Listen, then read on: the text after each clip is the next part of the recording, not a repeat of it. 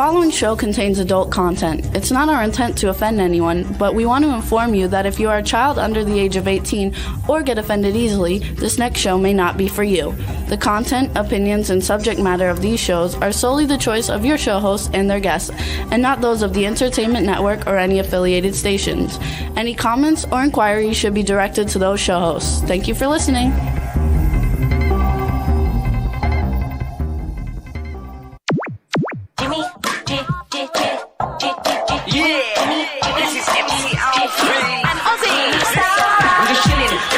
Sitting down and designing, where every man never thinking, what are we gonna be wearing? Yo, I'm a Liverpool MC, you can't test me. Big up the girls inside the party, let's get down to crazy Jimmy. Big up myself and known as Alfie, the one and only, the Turkish MC. Always love the clothes of Jimmy. Bitch, I'm your wanna be Jimmy Star, new celebrity. We'll take you out to Jimmy Stars. He'll dress Hello. What's up, everybody? Welcome to the Jimmy Star Show with Ron Russell, bringing you the good times in music, fashion, pop culture, and entertainment. We got a great show for you guys today, and we're looking forward to it. We've got Brian Sebastian coming on and actor Jeremy Palco. Should be a lot of fun. Before we get started, let's say hi to everybody, starting off with our cool, I'm trying to talk slowly because he's drinking, our cool, outrageous man about town co-host, Mr. Ron Russell. I made spaghetti and meatballs for dinner last night, and I just had a meatball sandwich. So good. Oh, my God. You know, we're on at lunchtime. My body's like a clock. Comes noon, I have to eat lunch. So sometimes you catch me eating, but good. Make a meatball sandwich. It's so good. So what's up, chat room? We've got a chat room full of people. I want to start giving out some shout outs. We've got football player Boomer Mays, Pat Grant from Canada, Teresa Sabin from Florida, Ian Smith, I think he's in Colorado, Cambria Carpenter, hello. Angela Joseph, hello. I don't know who else, if I missed anybody yet, because people are just coming in, but we want to thank everybody for tuning in. Oh, Backpack John is here. What's up, Backpack John, who doesn't know what a glory hole is? And we're going to have a lot of fun. Not with you everybody's guys. as cultured as you are. I know, we're going to have a lot of fun. Before we do anything, I want to give a shout out. This is for Angela Joseph, and today is her brother Tony Joseph's birthday, who unfortunately passed away last year, and so she asked if we could give him a happy birthday in heaven today. So happy birthday to Tony Joseph, and Angela, and sending love your way, baby. We love you. Okay, you want to say anything, or you want me to just talk? No, I'm not going to say anything the whole 2 hours. I'm going to let you do the whole show.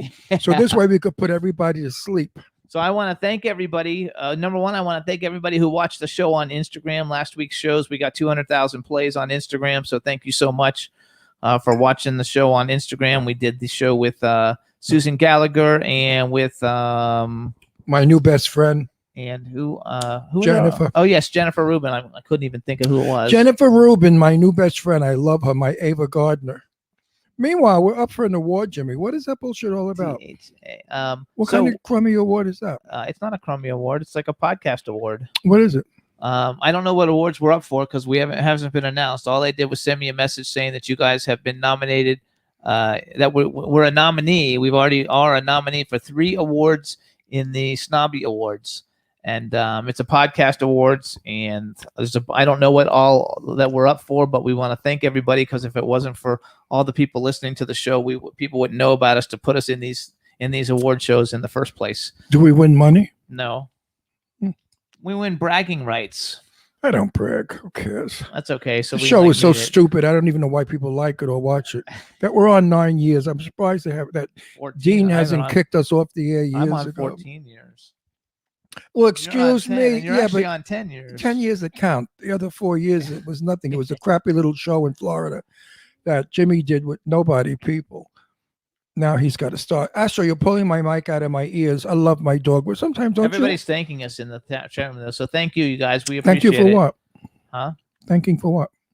They're congratulating us. I'm thanking them for being up. Oh, my dog wants to say something. Say something, Astro. You're very welcome. See, he speaks. Did you hear that? He said you're very welcome. Oh, B. Claudia has joined us also to the chat room. So, hey, B. Claudia in Germany, hope you're feeling better. And all is good all the way around. Yes, sirree. Look at this precious little dog. Is he not the cutest little baby in the world? On my neck, on my lap, sleeps on my head, doesn't leave me alone. I think he's a homosexual.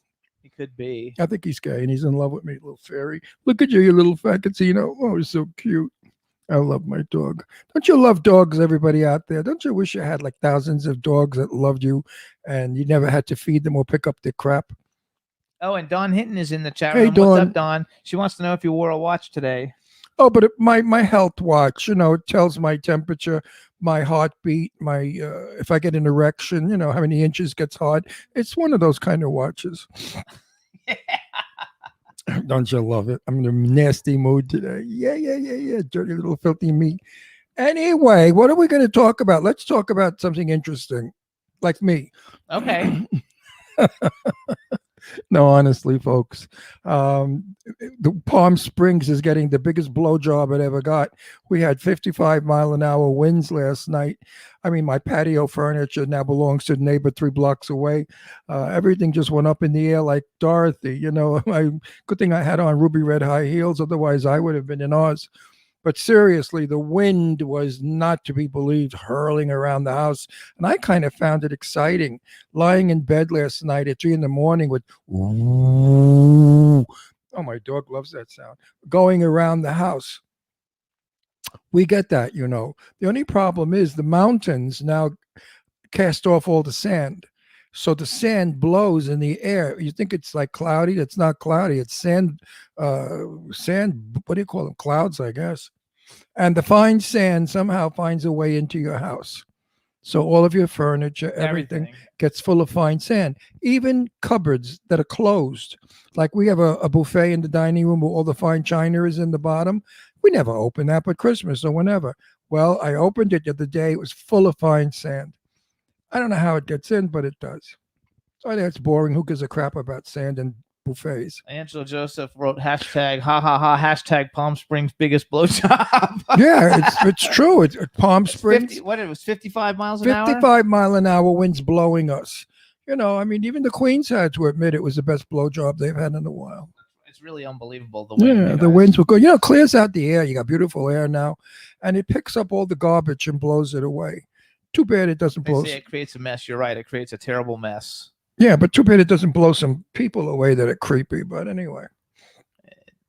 Yeah. That's the story. So you want to tell them about, you watched the Sophia Loren movie that you liked? Because I didn't see it. Oh, I saw a good movie with I love Sophia Loren. For those of you out there who have not heard me brag a million times, but I made a movie with her. I played a soldier in 1959. The film was called That Kind of Woman. And I met Sophia on 3 occasions. We shot in Central Park and also Grand Central Station in New York. And all 3 times, oh, no, I'm sorry. I didn't see her in Grand Central. She wasn't in that shot. That was just Tab Hunter, who became my lifelong friend. But Sophia twice, Central Park and Long Beach, Long Island. They used that railroad station pretending it was Miami. And Sophia Loren's English was really bad.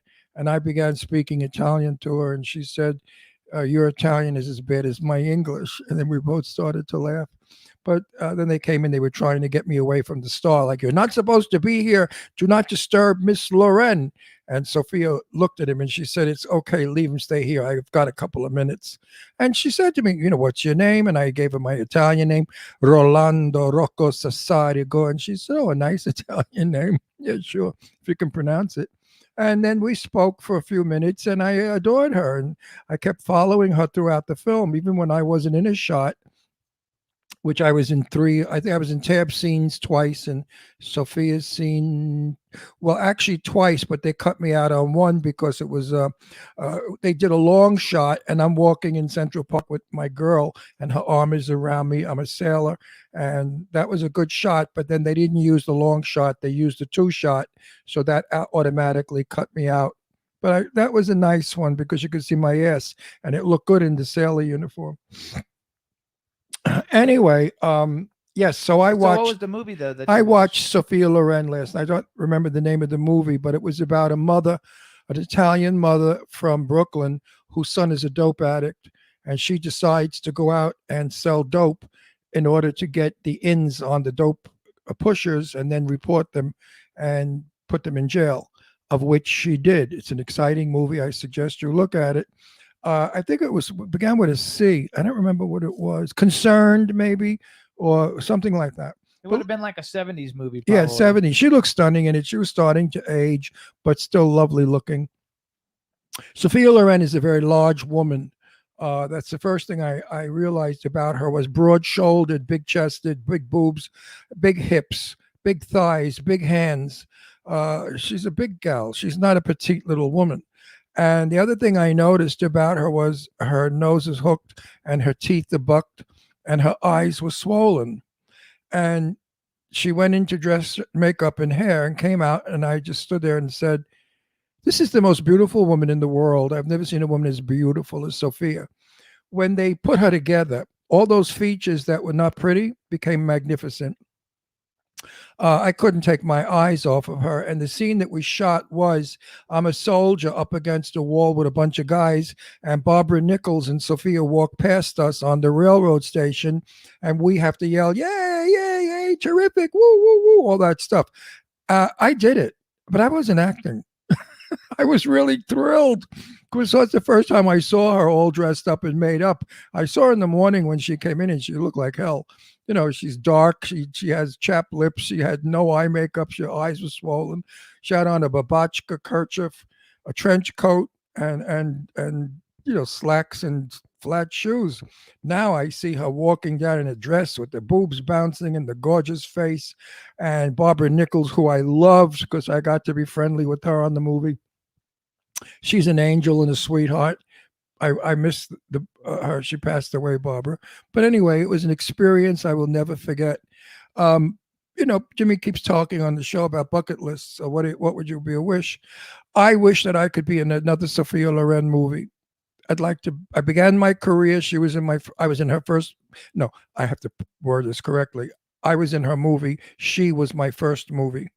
And I'd like to be with Sophia. Now I think we could really play a good part together. So also I want to give a welcome to Stefan Bell. He's not in the chat room, but he's on my phone listening. So hey, Stefan. We also want to give a shout out. Thomas Claxton joined us in the chat room, and Sunday is Dawn Hinton's birthday. So she said this is her pre-birthday show. So happy birthday, Dawn. Happy birthday, we Dawn. wish you a very happy birthday.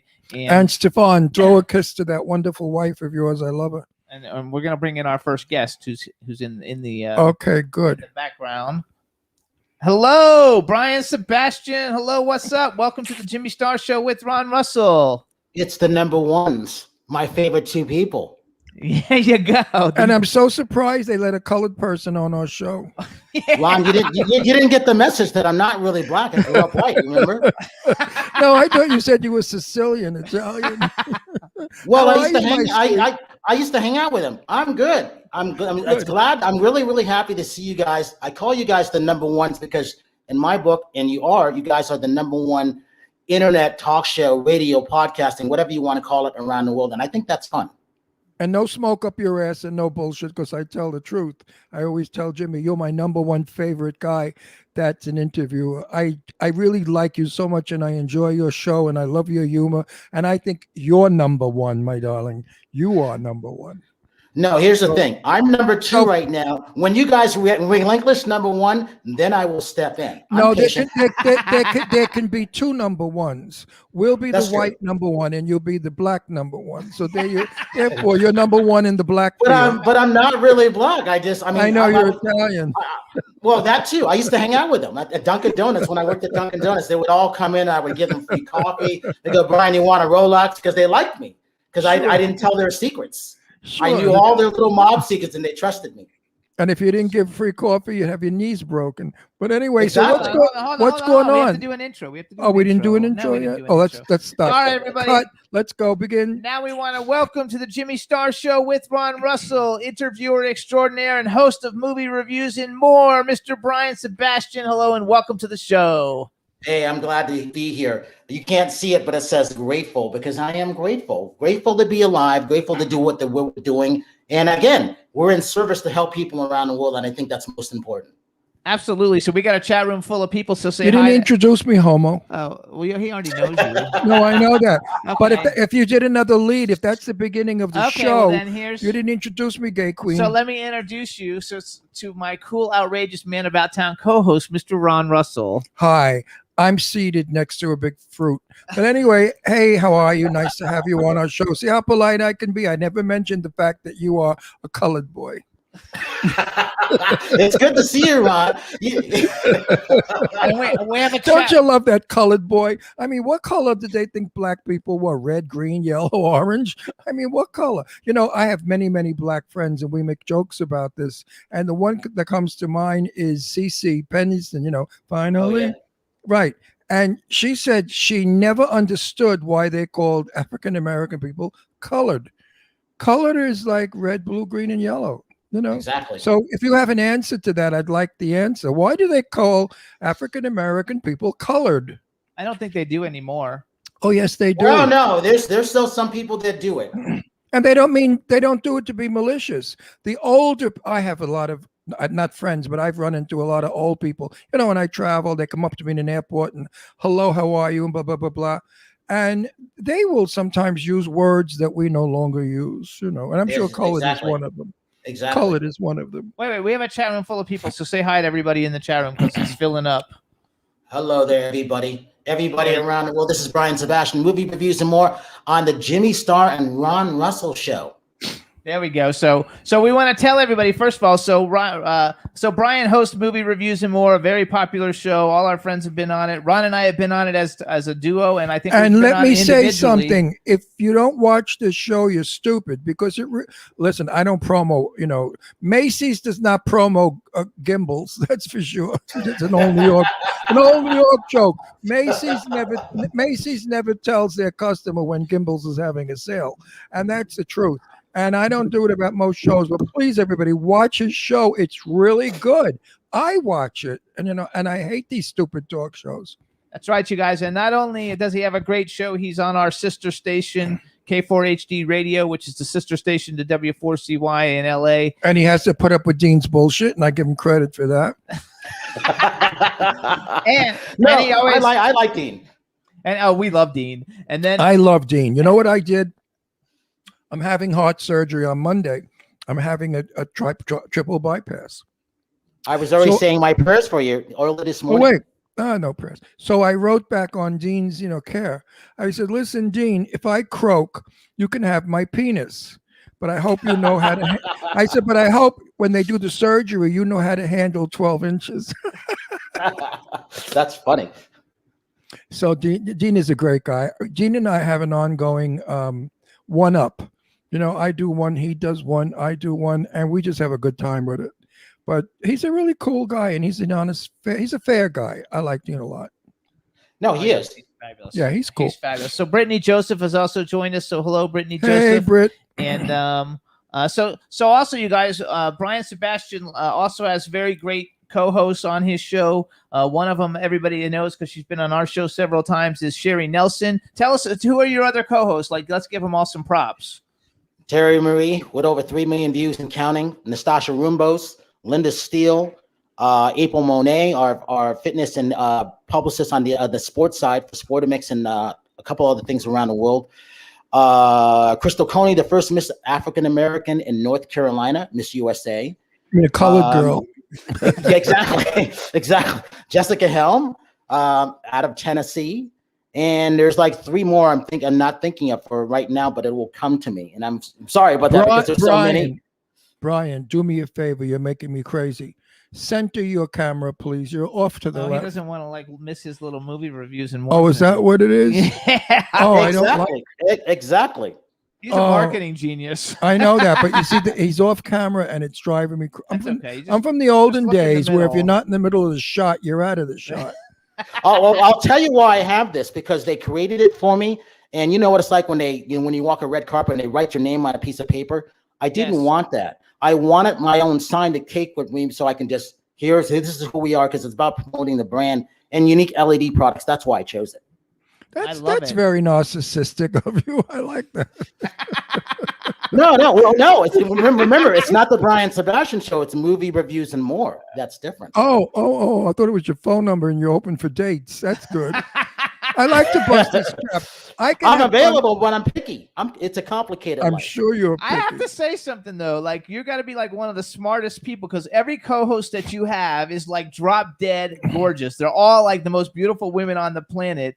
And that happens like Ron and I always hang out with beautiful women, but we're gay. They know that we're not going to hit on them, and so like it's easy, you know. But you being like a straight guy and having all these like gorgeous women around all the time. Number one, props to you, and number two, I think it creates a lot of great variety for your show. You know, we gay guys get away with murder. Sherry Davis wrote on my Facebook about my operation. You know, can't wait till we can dance together. You know. So I wrote back, don't wear a bra. Let the sisters bounce. This way, all the guys will be happy that I said this to you because they can watch you, you know, bounce and they'll wish me well. No answer. but that is true. I heard you say that on Sadie Katz's show, which I really like because Ron is so interesting. This is the reason why I like him. And I'm no bullshit either. I like him because he tells the truth. Bullshit. He's very unique. He gets the 4 E's. He's entertaining. He's engaging. He's exciting, but also empathetic.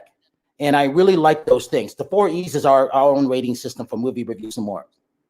Wow. Did you just make my buttons burst? I don't know, shirt with buttons. I did. If I did, they would bust. That was so nice of you to say that. Well, I don't do it to say it nice. I do it because it's true. Well, that's how it's my saying. You're robbing my lines. I don't say anything to be nice. I just tell it like it is. And if it's not nice, too fucking bad. But oops, am I allowed? I'm on my own show. I'm allowed. See, the blood's not getting to my brain. My heart's not bumping fast enough. But anyway, Sadie Katz is like my daughter. You know how I love and adore her. We're very close and we're very, very dear friends. So working with Sadie on that show was easy. Sadie called me up like a couple of days later and she said, Ron, we got over 200,000 hits on it. It's amazing. Not surprised. The highest she ever got. Well, and let me tell you this, you know, sorry to interrupt you, Ron. It's because I was watching that show and I loved it. Everything you said reminded me of my old co-hosts. Everything was accurate from sex to breast, everything. And that's a rarity that someone gets it. Never mind someone who's gay. There wasn't one topic that you were off. I agree with everything and everything was precise. That's why it was special. I lived 16 years as a straight man and I've lived the rest of my life as a gay man. So I knew what I was talking about. I knew what battles I had to fight. I knew what prejudice is. I mean, not that you know because you're Swedish, but if you were an African American, you sure know what fucking prejudice is, you know. And it was hard as a battle. My life has been a battle, and I'm still fighting for equal rights. I'm fighting for everybody being able to be successful, not to say, like I wrote on Facebook the other day, don't let the wall of color or sexuality stop you from being a success. It's so fucking stupid. Look at Oprah Winfrey. They don't get any blacker or any fatter than Oprah Winfrey. And look at the money with the strangest name, and who was heavy set. Yeah, well, fat is the word. But anyway, no, she's fat. Sometimes she's skinny. Sometimes she's fat. I mean, look at Johnny Mathis. There's a million black performers out there, football players. I mean, the black people have come a long way in the last 50 years. You see what he said, Jimmy? The black people have come a long way. Yeah, what am I going to say? The Swedish people? I mean, that's what you want. But that's like my dad calling me the gay. No. When it's proper grammar, it's proper grammar. When you talk about a group of people, it's the group, and the black is the group. Anyway, let's get over that conversation. I want. Anyway, it's only because only because he's black, and I'm being condescending to him. Oh, yeah. You know, that's I have to tell you, a lot of white people do. Only... A lot of straight people do that with us. They condescend us. True. You know, we have many gay friends, and I say, "Oh, did you ever blow them?" You know. Well, and they say that we have many black friends. I go, well, I'm not really black, and then they forget. Right. They go on to the next thing. My very good friend Casey, not Casey. My brain went to me. Casey, Casey, who I love, the comedian, the black girl, the funny one, a riot. Cece Henricks. Cece Henricks said, well, you know, I'm a colored girl. And I said, you know, I never noticed. And she sent me back hugs and kisses. and I never noticed. She's That's some the beauty funny- of she's like the today. If you funniest don't person notice ever. the differences in people, everyone gets treated equal. True. Anyway, Jimmy, I wanna- Jimmy, you asked the question of why they were all beautiful. That's not why I chose them. I chose them because they all have a story to tell. That's why they were chosen. But they happen to also be beautiful, so it's really like nice to have. First of all, it's nice to have intelligent, beautiful women, co-hosting with you, who have a story and have something to say. I wouldn't mind and having going- a gorgeous 6'3" body Yeah. built hunk 22-year-old next to me. Going back to Sadie, you're going to get to meet her this weekend. Yeah, yes, I'm I going to look see forward you. to it. Yeah, I I'm look good- forward to seeing you, Ron. I'm going to see you. Then we could really hug in person Absolutely. because I've never met you. I've seen you on. Because here's the thing, Jimmy and Ron. So if I had a bucket list, and I don't, if I had one for 24 hours, I wanted to be Tiger Woods for 12 hours, Bruce Lee for 12 hours, which would make my 24. So now I had to cut it in half because now it would be Tiger Woods, Bruce Lee, and I'd have to throw in Ron Russell in there. There you go. Listen, now that you're going, I can't say where you're going. Am I- Well, it doesn't matter because nobody gets to go. Okay. Now that you're going to Sue Wong's Big Bash, you have to have Sue Wong on the show. She's good. She's Well, a here's the thing. brilliant lady. I Sue love was supposed the to be daughter. on my show in 2016 because I actually had one of her dresses at the Hollywood Film Festival. One of our Right. co-hosts wore it. It was a $20,000 beautiful dress. I returned it. It was on loan. And that's when I really connected with her. And then she didn't want to drive to Malibu that day. And then the last time we were going to have her on last year, she had the picture, but the sound wasn't working. So I said, okay, we'll make it work. So we'll make it work. I love her. She's the most intelligent woman, the most accomplished woman, a woman that loves beauty and art. Everything Absolutely. she touches is magic. When I'm with her or in her world, it's my world of 70 years ago, 60 years ago, Elegant. when we were elegant people and we dressed beautifully and behaved well. Sue Wong is people say to me, oh, you like her because she's rich and fancy. I said, go fuck yourself. My friend Lara Spence is worth about 150 million. She married a guy that's loaded. You know what I mean? Lara Spencer grew up in my house. Angelina Jolie grew up in my house. I know so many multimillionaires. What do you think? I like them because they have money? How stupid and shallow can you be? Why? Because the person's rich means you shouldn't like them? Yeah. If Sue Wong, God forbid, tomorrow lost everything and lived in a trailer, I would go there and have Chinese food with her. I bring in Chinese food. Exactly. I feel the same way. It's not what you Yeah. have, it's what you bring to the table. Yeah. It's your But story. it's the morons that accuse you of this who are the climbers. And there are a lot of people who want to be friends with Sue because they can sponge, get for free, and get to enjoy something without returning anything. So Eileen just joined us in the chat room. Everybody Wait, say hi to before Eileen. we talk, we got to thank Eileen. no, the breast of veal, is that what we're talking She about? just got her hair and nails done. What color hair do you have? Oh, I don't know. It'll be. If she put that color in it, It's going to be colored in it. oh well, all right. We'll get to her breasts later. I mean, to her personality later. Anyway, Sue Wong is by far one of the most gracious women. She's a little eccentric, a little nuts, but whatever Aren't she we is, all? absolutely. I was going there. Don't walk on my lines, Brian. I'll beat the shit out of you when I see you. I'm sorry. Ron, remember, I wanted to kick you be, I'm a part of you, remember? No, I'm going to kick you right in the fucking balls when I see you. I mean, you ever step on my lines again, you're Oh dead. wow! Eileen says her hair is blonde, orange, and periwinkle this time. So I don't know if she had orange before. Well, did you do the pussy too to match, the snatch patch to match? Which one is she? Eileen, did you do the snatch patch to match? The multicolored box, Anyway. rainbow box. I'm super excited that we're gonna actually get to meet you. I can't wait to meet We're Eileen. gonna have a really good time, and I haven't had a decent pair of tits on my chest in a long time. That'll actually be fun. I I love know, I we're- love Eileen Shapiro. We're She's, gonna have a good time. she's like my make believe wife. I love Eileen. Eileen is a good person. Everybody loves her. Everybody wants to screw her. Absolutely. Every guy we She know says, wants. of course. Yeah, of course, she's a fucking conceited bitch. But every guy. No, of course she did her snatch patch. Oh, okay.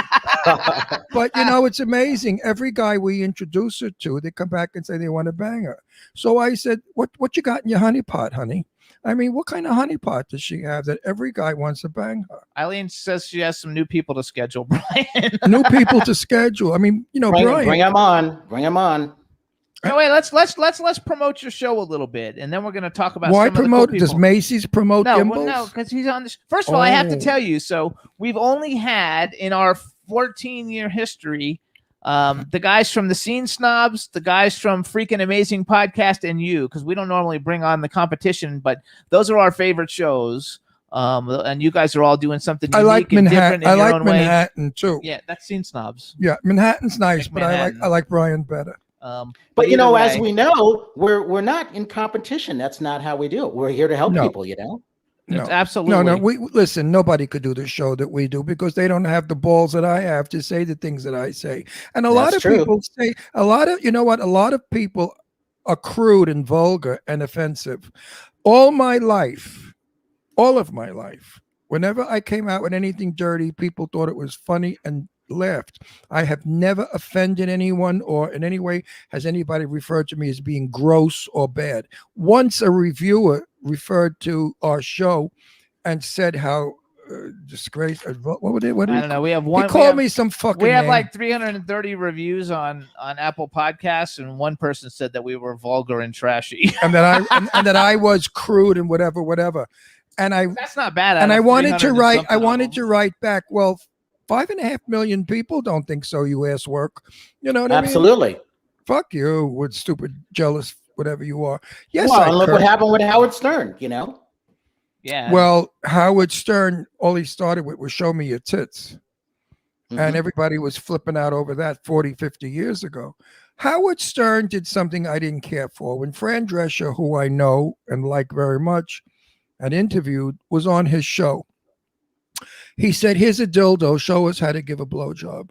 And I thought that was something even I would never ask of a guest. I thought that was really, really in bad taste. And you could see how Fran Drescher was embarrassed and how she didn't want to do it, but she played along with it and she did Right. it.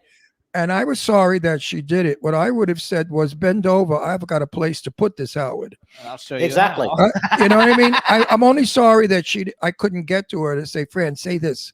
Bend over, Howard. I got a place for this. Exactly. So there's a difference between being real and using the street language that everyone out there uses, even the Bible bangers, the born again Christians. I mean, Jane Russell, there couldn't be more Christian than my buddy Jane Russell. And her favorite word was fuck them. You know, fuck them. So I want to go back to Brian. Let's go back to Brian. Okay, so first of all, because you've been doing this a long time, like I Yeah. think you were a Yeah. radio host in the late 80s or early 90s or something, right? he's much older than he looks. He Yeah, you looks young. guys- He's about what are you about 85 or 86? I think. Well, I've got the Apple thing going on right now because I've been sequestered since November 12th, just fine tuning everything. But when I cut my hair, I kind of look like I'm 35 or 40 at that. That's because they say black don't crack. But of course, you're Swedish, so you're going to crack soon. I love the Swedish women. I love my Swedish friends. I think that's hilarious. No, you're Swedish. You just stayed in the sun too long. So you've been doing this for like a long time, and one thing that I really like in following you in your social media, which you should tell everybody, what's your Instagram and Twitter and Facebook and stuff? Tell everybody real quick. There's two. One is that Drum Corps Nut, DRUMCORPSNUT, Drum Corps Nut, and it's got a bug in it because stupid people from Instagram won't fix it, so I can't tag people correctly. So I had to start a new one. The real one is Movie Reviews and More, just like it sounds. So I'm slowly building that up the correct way because, you know, this is what I hate about social media. If something's wrong, you can't correct it on their end. You can't get a hold of them, and that drives me know. nuts. I hate that too. And Jimmy, you know that. But when it comes to these things, it's really movie reviews and more. And then Twitter, which is my weakest, and now I can focus on it. I'm starting to build that up. And I like Twitter Spaces. I don't know if you know about that, Jimmy. Yes, I do know about it. I haven't really I done love it yet. that. I love that. I'm I going to haven't start done working it. that. But you guys, his movie reviews and more on Twitter is MOVIEREVIEWS, the letter N, and then MOR for the actual Twitter handle. But then the title of it is Movie Reviews and More with the E at the end. So when my movie comes out that I'm starring with Lainey Kazan, you could make a good review. We'll give you I some like money. Lainey. Lainey is a great I woman. love Great Lainey. woman. She's a dear, So I was- very dear friend of mine. We'll bribe you. We'll give you a couple of thousand if you give a good review. No, I could never be bought when it comes to that because I don't do stuff for money, if that makes sense. Maybe 10,000. You change your mind. Maybe it's just going to be good and he's going to love it. No, Oh, definitely, it's going to be good with Laney. no, that's not. I never operated like that. No, I learned that from my Brian. brothers. I'm only teasing. Well, you know, now, but it's always good to tell people that because Well, you know, you do what you love, as you would say. now, when I see you and hug you and kiss you, I'm not going to put my tongue in your ear because you're being cooperative. You're being punished. No tongue in your ear. You're being. It wouldn't be punished. the first time, Ron. I know. I made Ron laugh. That's pretty We're good. gonna, we have to be tested before we go into the party with temperature, and we have to wear masks, and we have to stay socially distanced. So I don't know how we're going to do all of that, but we will. We have to still do the correct thing. Or we have to, otherwise, we get in trouble. The whole thing's going to be fine. So I want to go back. So you post all these great pictures on your social media, and you really have. I mean, like I saw a picture the other day of you and Robert Duvall, and like tell us some of the cool people that you've actually interviewed, because people, I don't know. Sometimes you interview a lot of up and coming people, and sometimes you interview really famous people, but I don't know that people get some of the quality of some of the people you've actually interviewed, the biggest celebrities in history. Think about this. I was watching CNN films from the birth of cinema. Think about this. Every 90s movie that was made, I did, put it this way, I probably interviewed everybody from the 90s movies, the entire cast, the writers, producers. Think about that. Start there, right up to 2016. Imagine how many interviews that was. I was doing them every day, if not every other day, and every weekend, whether it was in Los Angeles or New York, or they flew us to a different location. Imagine that.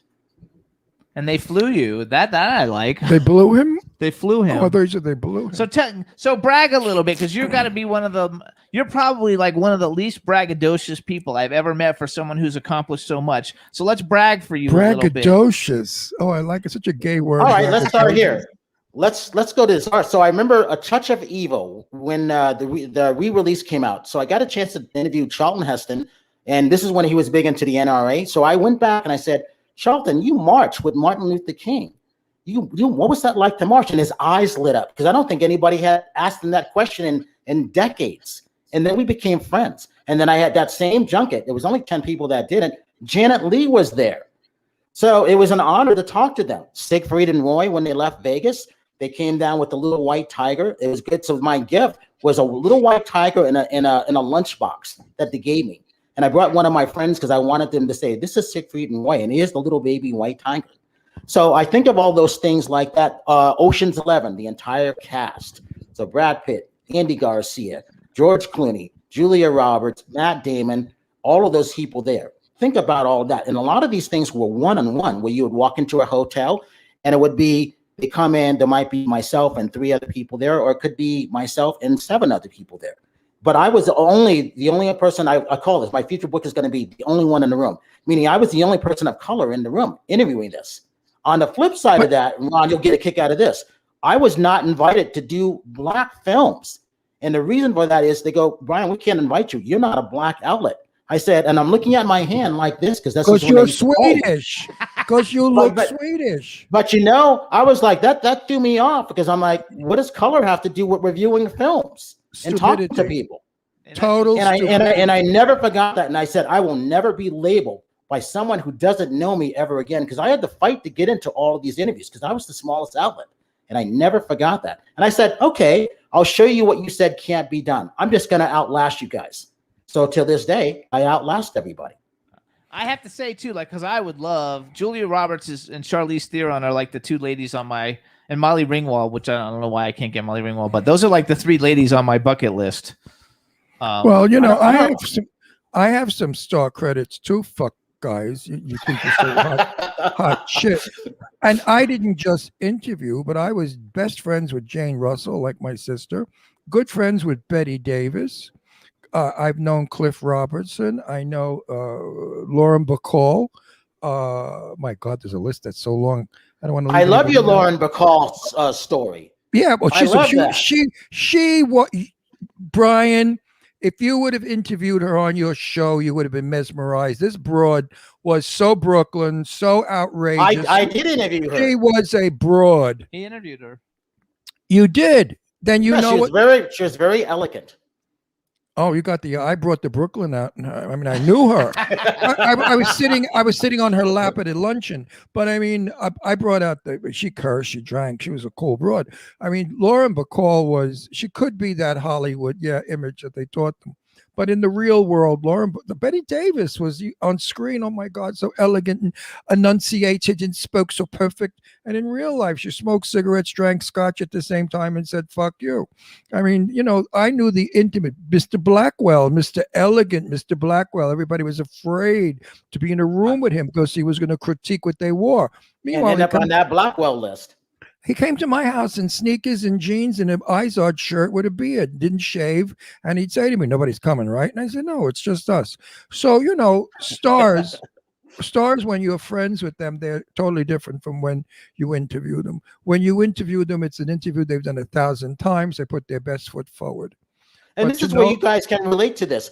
This is what made it special. Before they got to know you, they would walk into the room. And so I always went by that feeling, by that energy. And if they didn't want to talk about a movie, Ron, you know this, they're not going to talk about a movie, especially if it was bad.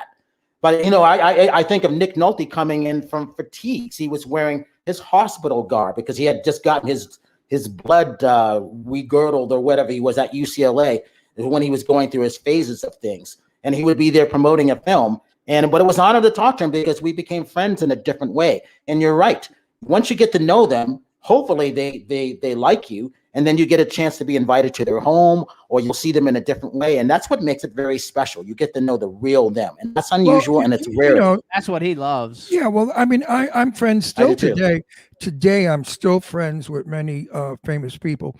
I interviewed Lainey ages ago. And Lainey said to me, "Whatever you do not mention that I went out with Frank Sinatra for 3 months." I said, "Why would I do that? I'm not crazy."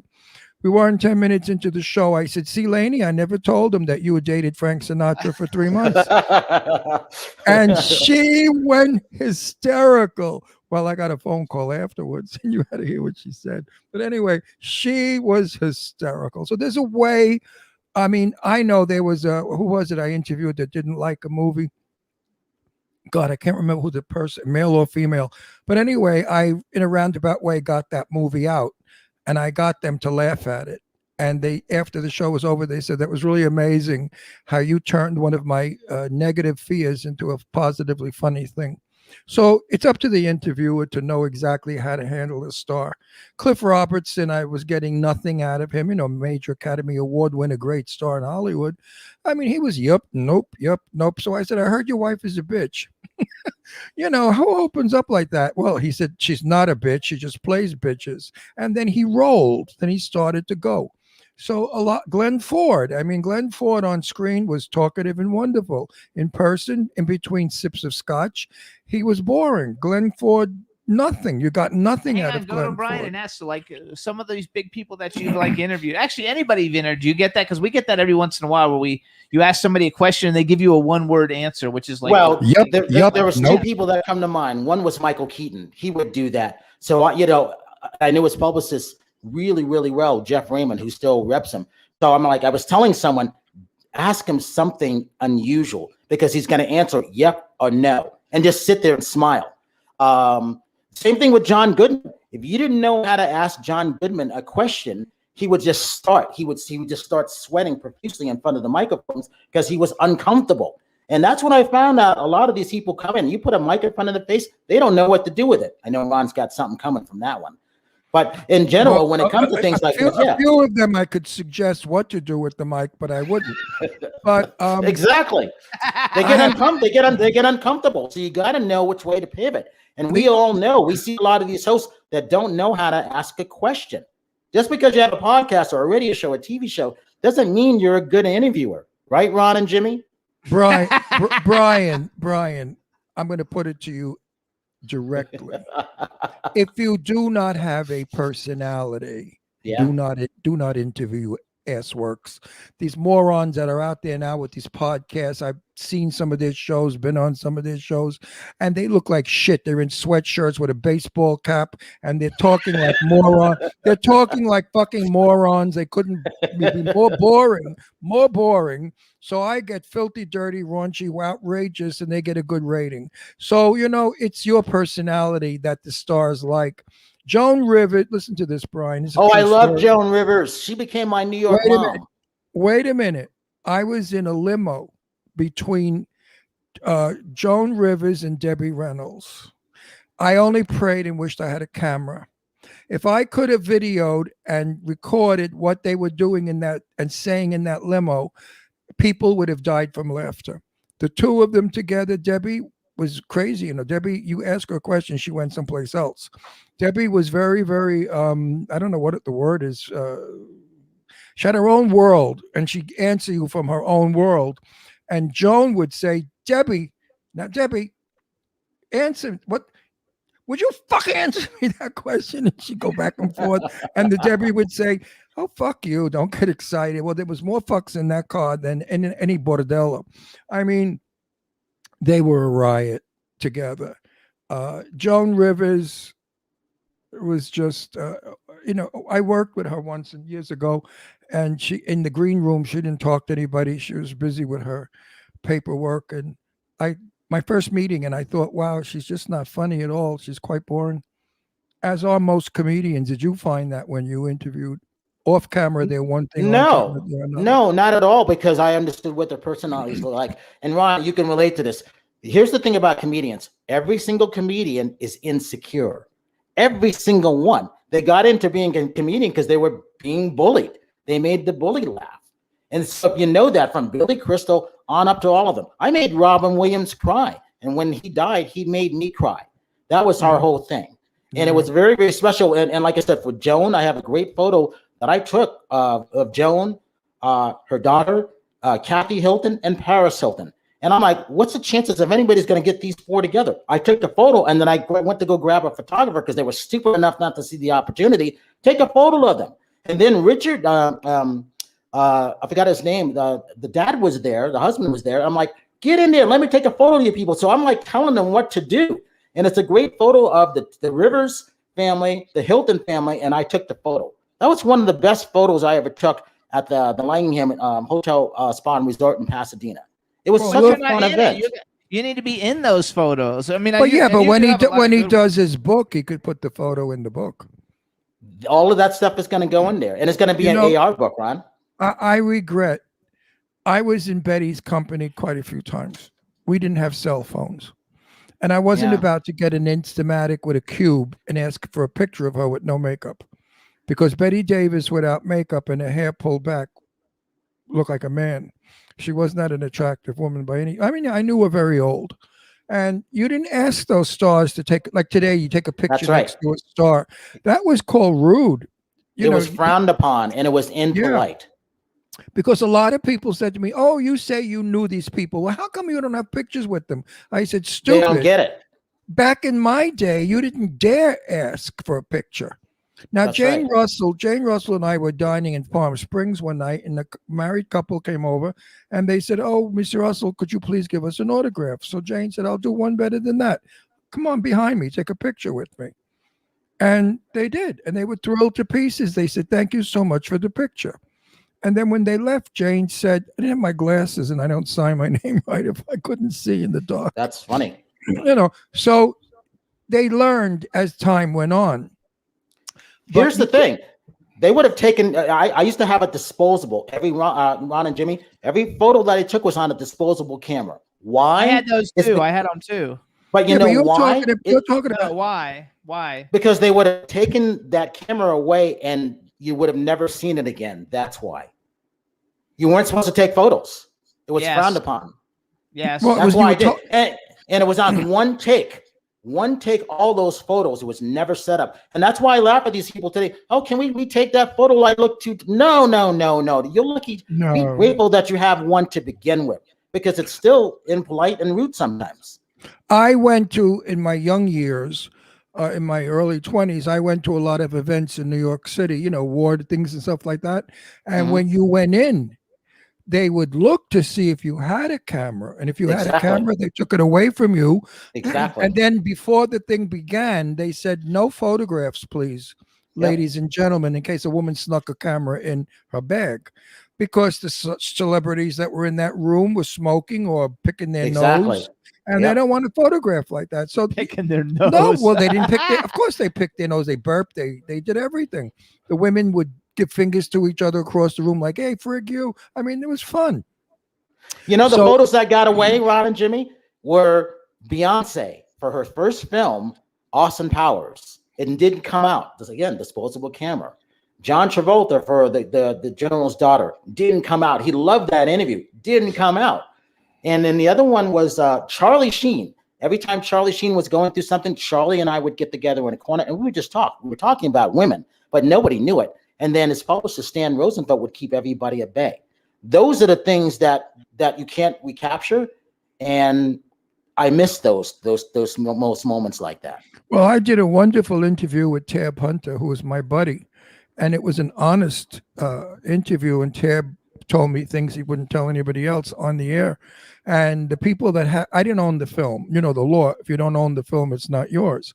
And Yep. the people that shot it owned the film, and they have it in their studio. And I've asked them a million times, please give it to me. I'll pay you anything you want. And they said, oh, well, it's in an unmarked box, and we have a million boxes in the studio. It would take us all day long to go through it. And I volunteered to do it myself. Now, it's a wonderful, wonderful interview. Tab Hunter talked about his homosexuality, about everything. I got a lot out of him. And I'm heartsick over that still, right, Jimmy? Yeah, actually, let me transfer that over to you. So you did all those interviews and stuff. Were they for your own show or were they for somebody else? Like, did you get to No, keep you know what film I or- learned? I learned this back in the day. Even when I sat in for my friends for CNN or whatever. A lot of times, this is how I outlasted people. There was so much stuff going on in Hollywood. You might have 3 red carpets in one night. You're lucky if you get invited to one of them. You might be doing interviews at the Four Seasons or the Hilton during the day. A lot of people weren't on that junket circuit, which is what we call. And for people that don't know what junkets is, it's when the celebrity comes in the room to promoting a TV show, film, or a CD or book, and you get a one-on-one with them. So for our radio roundtable room, we had basically 7 people. They were all syndicated. I was the only one who wasn't. I had to fight to get in there, and I always sat next to talent when they came in. And the reason for that, I wanted you to know who I was. I knew your film. I knew what was coming out. And that was most important because a lot of these people didn't see films. They thought they were special because they were there with the outlet. So I said, don't you guys get a chance to keep your content? The answer was no. So I said, oh, I'm going to keep all the content then. So if I did something for BET, it's going to be movie reviews and more, but I'm underneath BET. So I learned those you kept things. everything. So Right. you kept it. Yeah, but you see, Absolutely. I didn't- Absolutely.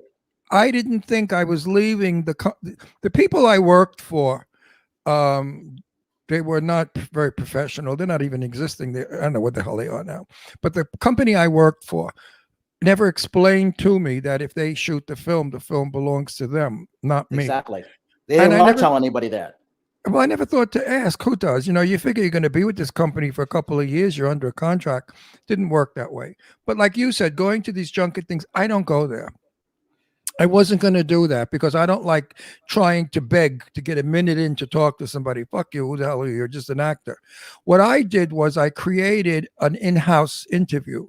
All of my Set the Record Straights are like with Tippi Hedren. I met Tippi at Blackwell's memorial funeral for the first time. And we got drunk and we were kissing and hugging and we really got along well. And then I said to her, I'd like to interview you. She said, fine. I said, no, I want to go up to Shambhala. And she said, fine. And I did. With my crew, I went up there. And that brought a sort of intimacy into a show where, it was more than just, going to these signings where all the stars sign their pictures and stuff. I did that with Jane Russell. I helped her out. As a matter of fact, Tony Curtis was next to me. It was a ball. But anyway, all the people coming up, signing things, and then people came in, they wanted an interview. She couldn't give an interview. She had a line of people waiting to sign pictures. Exactly. So she gave them a polite 3 words and said, that's all I can give you because now my line is getting too long. And no, if I can't do an intimate Barbara Walters kind of interview, not important enough. I've got so many stars that are willing to do it. The one I don't like is Batman. What was his name? Burt Ward. Did you ever interview Burt Ward? No. Was it Burt, No, I Burt- didn't. I missed that because I didn't. Burt Ward. The one Burt- that played Batman wasn't Burt. The Burt Ward was the Robin. That Oh, other okay. he was another piece of work. The Oh, Adam West. Adam West. Oh, my yeah, God. Yeah. I walked out of the room and I said some profanity as I left. I told him. Well, when he was a frustrated actor because he was typecast, so he carried that frustration with him the entire time. Same thing with what's her face, who played Ginger. She used to come into the Tower Video when I worked there because all these celebrities went in when the video craze was there, and she goes, she felt entitled to because she was typecast, so she couldn't get a job. So she took it out on everybody else, and I never forgot that. Same thing with Wolfman Jack. I got into an Yeah, argument. but with him. you know something. I knew her well, and how am I going to do this delicately? Her name was Tina something, right? Tina Louise. Tina Louise. Yes, I yeah. knew her very. She was going out with a good friend of mine. She was the girlfriend of. I used to go to Sunday brunches with her up at Perry Winkler's house in Truesdale. She used to be. I think she was very.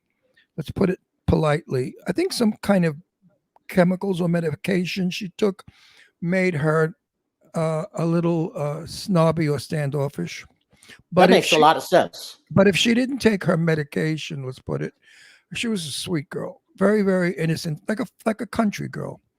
Okay, that makes a lot of sense. Quite beautiful. Yeah. That's, everybody Sure. say hi to Mick Manhattan joined us from Scene Stop. Manhattan, you came in second. Hey, Brian is first. Sorry. Do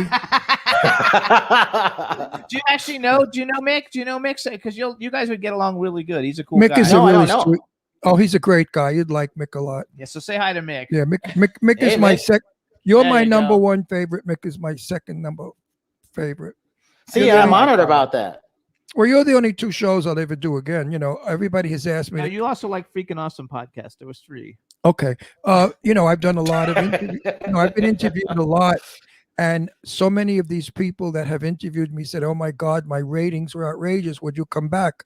And I politely said, "No, Well, you, because my ratings are important, not yours. And if you don't like it, go fuck yourself. I don't you care." know that before the pandemic, there was 750,000 shows. Now there's over 1.5 million. So, Which is ridiculous. so you know we Everybody wants to be an interviewer. They don't know the work you put into it. No, they don't. Do they, Jimmy? They don't. Not- And not- Ron, you not know at that. So all. they don't. They have no idea. So They here's the think- thing. You know, let's see. As of today, and it's only been a year and 12 days, we've done 302 shows. That's just Zoom in 1 year. Now we've done 22 shows on the new platform on our Tuesday Night Live show, but we've done 23 in studio since August because we never stopped. We built it during Culver, so we built it up safely. And yes, you guys will be coming there sometime, Ron, after you feel comfortable after your surgery, because I got Sure. it set up for you guys special, and you will enjoy it because it's open air. It's cool. I think we've got you beat because we have how many 44,000 shows we've no, done? but he's talking about in the last year. No. I'm talking about how many shows since we started. We've done over No, 4,000. we haven't. Because don't forget, he does them every day. No, but how many shows we do do them once a week. So we only do 50 a year for 14 years. So how much is that? 700 shows. That's all. He did 300 in I 1 thought year. we did 4,000 No, shows. He did 300 in 1 Oh, year. no, We no, did no, no, six- no, no. I'm only. Why did I think we did 4,000 shows in 9 years? We didn't do 4,000 shows. No, 4,000's a fucking lot. That you'd be doing it every Yeah, day. that's a lot. No, I was Oh, I doing know. 3 to 5 a day, and and also Wait, you wait, mentioned wait, Tab wait. Hunter. Yeah. Tab Hunter, that documentary, people, if you get a chance, watch Tab Hunter documentary. His Oh, I've story seen is it. phenomenal. I've seen it a million times. Yeah, we've seen I No, knew I it- mean for everybody else out there because it is Oh. movie reviews and more. So I always want to get people movies that they may not have seen. It's an excellent documentary. on No, his life. I knew while they were doing it, and Tab and I talked about it often. And I said to him, I said, if you're going to do it honest. Don't be afraid. And he said, no, you're right, Ron. He said, I would never do it where I'm trying to get away with something. Tab Hunter in person is my buddy as I know him. Was the kindest, the most gentle, the most caring, the most beautiful looking human being you ever want to meet. I adored him. And he used to call me Crazy Ron. because he did. Somebody said somebody in Florida said to Tab Hunter, "Do you know Ron Russell?" He said, "You mean Crazy Ron Palm Springs?" The guy said, yes, Crazy Ron Palm Springs. And Tab laughed. He said, yeah. He said he's a good friend of mine. I was happy that he did it the way he did it. It was very good. Yeah. So you guys too, because you can subscribe to movie reviews and more on YouTube, you guys. And then his live show is Tuesdays on K4HD Radio. What time? 5 p.m. Everything is at 5 p.m. around the world, PST time. How do you do 5 interviews in a day? I was killing it. Oh, wait, ask Eileen. She booked a lot of them when I wasn't doing them. Oh, wait. How many minutes each interview? 10? No, it's between 34 and 50 minutes. Oh, shit. I wouldn't work that hard. Nobody's worth it. I would have to listen to those egomaniacs. 5 egomaniacs a day talking about I, me, I. I would scream. Oh my God. Oh, I was killing myself because I was doing it Christmas Eve, Christmas Day, crazy. New Year's Day. What for? That's crazy. Because it was the content and getting up there. We got up to 80,000 views within a 26-day period. But it was really 5 hours. Don't you feel you burn out and you become repetitious and use the same shit in each show? That's what's wrong with doing so many. You have to be an original. Every show has to have new questions and new thinking. That's why we're a success, because our show every week, we don't know what the fuck we do. And I try not to, like, I apologize for repeating the Lauren Bacall story. Or whoever story it was, I repeated. And because you can't do that. And I know, now let's see, who was it that I interviewed? Oh, Jane Russell. I said, Jane, I'm going to interview you. She said, okay. And then after the interview was over, she said, I said, Jane, you gave me the same interview you gave 100 people. She said, well, what did you want me to say? I said, I wanted something original. She said, like what? I said, I don't know, but the same crap that you fed those other guys, you gave me on your show, word verbatim.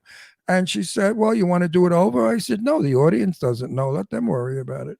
I wasn't going to do it over again. And, because Jane Russell was not a great talker. In private, one-on-one at dinner, she was wonderful. We talked about absolutely her vitamins, her health, her husbands, or this or that. Marilyn, we talked about, bullshit. But on camera, she was, universal. She mentioned Marilyn. I got to say this. People don't realize that Marilyn Monroe helped save Ella Fitzgerald on getting her to sing in clubs. People don't realize that. She doesn't get credit for that. She does. It's little. I knew that. She did. She does get credit. Not enough, let's put it that way, because there's so much about Marilyn that they feel is far more important than Ella Fitzgerald. Who really knows Ella Fitzgerald but people my age and jazz freaks who want the best jazz singer? But if you go to the young people today and you say Ella Fitzgerald, they have no idea. So they do what they basically put Marilyn out there always as the goddess, the sexy things. I found out a lot of things from Jane Russell about Marilyn Monroe that the public shouldn't know. Things we got to move it here. Yeah, well, things that the public shouldn't know. I'll just say one thing. Jane said to me that she had to say to Marilyn one day, honey, shower in the morning, okay, before you come on, because we were doing dance routines. And Marilyn said, oh, yes, I will. Because Marilyn wasn't, great. She didn't take too many showers, and she, I guess, perspired and had body odor. And it was uncomfortable working with her. But that's no reason to get that out there to the public, because why? So it's stuff like that you don't do. And Jimmy, real quick, I want to say hi to a lot of your fans there. So this lady Teresa Sabin or Sabine, I like this lady. I don't know. I've never met her. I like her because she's always out there promoting stuff. This lady Dawn and all these other people. I want to thank you for always chiming into their show. I love the comments on like that because no one's really getting these comments. That's unusual. That's really cool. Yes, we have such great people. Our chat room has the coolest people ever in it. Everybody's friends of ours, very supportive. We've talked with many of them, and they're really, really great. And it's the same people who come every week, and they also promote and follow us in all our social media and stuff. They're really look at B. phenomenal. Claudio. Who beats Yeah, B. Claudio? Claudia's on. Nobody. Teresa, Yeah, she's pretty cool too. She started a fan club for us in Germany. Imagine. Wow. I have a fan club. That gets me. I have no idea why, but why anybody would want to be a fan of Because mine. you're unique, Ron. That's why. Yeah, but I'm not a movie star where you could be a fan of it. No, it's a whole Doesn't different matter. thing. You're unique. If you're unique and exquisite, that's a cool thing. Unique spelt like eunuch or just unique? Well, in your way, yes, exactly. So you guys, this is Brian Sebastian. Hey, His show is Brian. movie reviews and more. Subscribe to him on YouTube. He puts out tons of great shows. He just did a great show yesterday with Mark Steven Pooler, and Oh, I love Mark. What a great guy. And we dropped enough names to make all our listeners so happy. They love when we drop names, movie stars, and they love when we give inside dirt. I get a lot of emails when they say, Ron, I love when you talk about all your celebrity friends. We feel like we're there with you and that we've known them too. And now, Brian, talking with you, all the celebrity people that you know, your fans are going to feel good about it and say, gee, Brian, thank you for taking me into the private world of that celebrity. Well, here's the other thing I did right before we had to leave. I would always bring people with me that would never get the opportunity to meet their idol or something. And I would say, sit next to me. Because remember, I sat next to them. So I said, you might not get a chance to ask him, but the fact that you're here, you get a chance to hear it from the horse's mouth. And I was never supposed to. People hated that I brought someone off the street to meet their idol. But a lot of what they don't realize is people were suicidal. They were suffering from depression. And I had to take them out of the world. So what was the best way to do it? Bring them and show them something that would inspire them. That's one reason why I really like doing very interviews cool. like that. That's Good. I mean, you Okay, said we you gotta go. sat next to them. Well, how would you like to have sat Always. on Lauren Bacall's lap like I did? I did at a I luncheon. would have loved that actually, because Well, I liked her. I thought she was she's the- very cool. She's the one that said it. I said, "Where's my chair?" They didn't because I was the press, and it was $1,000 plate luncheon, and I didn't pay $1,000. I was there as an interviewer press, and I said, "Where's my We'll see chair?" who we can sit on whose lap this weekend. She said, "Well, we don't have a chair for you, but you could sit on my lap." All She right, ne- everybody. She never thought I took her up on it, but So I that's did. Brian Sebastian. You guys, we want to thank you for coming on the show. Everybody tune into his show, and we'll see you Saturday. We're looking forward See to you it. Saturday, everybody. Thanks, Brian. Brian. See you. Good talk. He's a great guy. We love Great him. guy. He's fabulous. Brian really has gotten around, and he really is. He looks like a kid, but he's in his 60s, isn't he? I don't know. He's how got old he to is, be. but He's got to be like in his something. 60s. He looks remarkable. So real quick, everybody, just want to let everybody know Sean Kanan's book, wayofthecobra.com. Way of the Cobra is coming out on Friday. You can get it at wayofthecobra.com, and we're going to bring in our next guest. And Sean will be on soon to talk about it Absolutely. when I get better. Hey, Jeremy, what's up? How's it going, guys? Can you hear me? Yeah, we Yeah. hear you terrific. How do I pronounce your last name? Palco? Falco, nailed it. Yeah. Hey, we got it. All right, everybody. Now we want to welcome to the Jimmy Star Show with Ron Russell, actor and artist extraordinaire, Jeremy Palco. Hello and welcome to the show. Hey, thanks for having me. I'm excited because I did some research on you today. You want to introduce me? Oh, yes. He's the stupidest homo I ever met. So now I'm going to introduce you to everybody, starting off with my cool, outrageous man about town co-host, Mr. Ron Russell. Did you know girls don't make passes at men that wear glasses? I didn't know that. So You're so cute. Take the glasses off. Let's see how He's handsome. married anyway. Doesn't matter. Yeah, but the fans, the girls like to. You'll get their vibrators out and fantasize. And look at how good looking he is. Girls, you could really have a field day with this one. So we have a chat room full of people. Say hi to everybody in the chat room. hello, everyone in the chat room. There you go. So I'm excited to have you on. I had put that promo that you were coming on, and I didn't realize I didn't know that you were in, what is that called? I didn't realize you were in Ruthless, and Robert Craighead's a really good friend of ours. Oh, we love He's Robert. been on the show a million times, and we go to Oscar parties and all kinds Robert's of the parties with best. him. And he wrote, "That's my deputy." And I was like, oh my gosh, well, I didn't know you knew Robert Craighead or that you were in that Tyler Perry show. Yeah, So yeah. congratulations. Worked with them last year for a while. That was a trip, only because we were in like a bubble for 2 weeks shooting at Tyler Perry's studio. That was right when quarantine was smack dab in the middle. So Ugh, that crap. So Robert Ugh. Craighead, though, was a really, really like cool guy. We see him often. The when first he's time I met Craighead, he could barely stand. We were at a function, on a red carpet. a red carpet, and he was swaying. And I said to Jimmy, "This guy's going to go right over soon," but he didn't. Robert can knock him back, as you know. And he's a fabulous guy. You didn't know that? You didn't know Robert could knock? He can hold his booze. He could do 4, 5, or 6 bottles and stand. We had such a good time. But he is a good guy, and we really like him a lot. So you're in Atlanta then, right? You live in Georgia? I am. I moved to Georgia about 3 years ago. Where'd you move from? Because I hear an accent. Well, I lived in Orlando the past 9 years before that. So, but previous 20 years I was in Seattle. Okay, and where were you actually born? I was actually born in LaGrange, Georgia. And Okay. I moved to Seattle when I was about 4. You have kind of like, I can hear that like Georgia accent, which is It's kind so- of hard, cool. it's so, hard to come back. Like 3 years living here, I'm noticing the draw is starting to come back a little bit. Sure. Now, are you getting work there? He works all the time. Yeah, I didn't ask yeah. you. I asked him. Oh, he answers questions for guests now.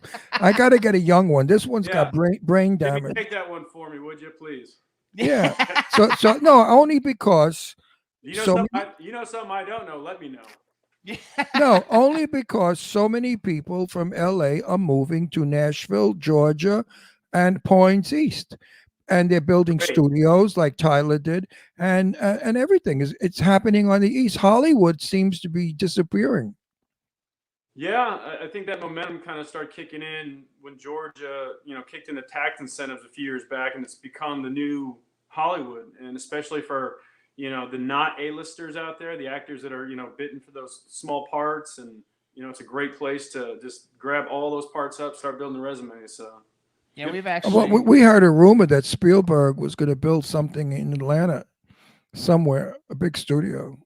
That been- would be very nice, considering he's probably my favorite director of all time. So Yeah, well, the talk is, I don't know why, for what reasons it's not, but I think he was waiting to see how what's his name studio did. He did good. What's his name? Tyler Perry? Yeah, Tyler Yeah, Perry. which nobody does better than him. yeah, he's doing okay. So Yes. so if I also Tyler's heard George Romero. George Romero's going to Right. open up a studio in Right. in like Tampa or someplace.